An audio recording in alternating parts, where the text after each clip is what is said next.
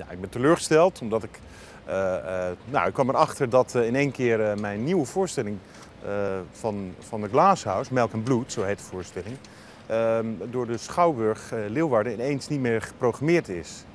En terwijl ik een relatie probeer op te bouwen met het publiek in Friesland, ik kom zelf uit Friesland en dat wordt in één keer stopgezet wegens bezuinigingen en dat is gewoon doodzonde.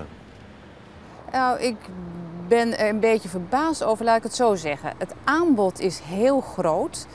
Dus op het ogenblik is het toch wel zo van als je tegen de een zegt van ik heb een plekje in je programmering, moet ik tegen een ander nee zeggen. Daarnaast heb ik absoluut dat ik wel kijk van dat ik de noordelijke gezelschappen voorrang geef. Maar ik heb Kees eigenlijk, en dat is dan de Glasshouse waar we over praten, niet als een Fries, hoe moet ik het zeggen, als een Fries theatergezelschap gezien. Ze toeren landelijk. En op die manier, ik heb hem een keertje gezien en dan was ik heel enthousiast. En op basis daarvan heb ik hem geboekt. En niet omdat hij van Friese afkomst is. Het gaat mij niet om dat het nou per se Fries is, want er staat heel veel natuurlijk wat niet Fries is in de Schouwburg. Maar kijk, ik heb net hiervoor Pinter gemaakt, voorstelling, en daarvoor Waterkou. En dat werd gewoon hartstikke goed bezocht en er kwam heel wat publiek op af. En dan is het zo jammer dat het in één keer, als je een relatie probeert op te bouwen met je publiek, dat wordt stopgezet.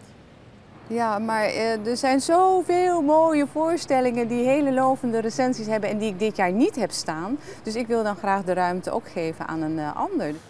Nou ja, ik denk niet dat het persoonlijk is of dat het te maken heeft met de voorstelling zelf, maar dat het echt puur een bezuinigingsmaatregel is. En dat betekent dat ze steeds minder toneel gaan programmeren, Schouwburgen. En Leeuwarden is daar één van. En dat betekent, kijk, ik ben overal in het land te zien, maar dat Friese voor mijn voorstellingen naar Groningen toe moeten. En dat is jammer voor mij als Fries zijnde, maar vooral ook voor het publiek, denk ik. Wat ik dan begrijp is dat ik blijkbaar de Harmonie het enige theater was in Friesland waar het stond. Want het zou natuurlijk net zo goed in Sneek of in Franeker of in Drachten kunnen staan. En die hebben dan nog helemaal niet voor hem gekozen. Vroeg ik me af.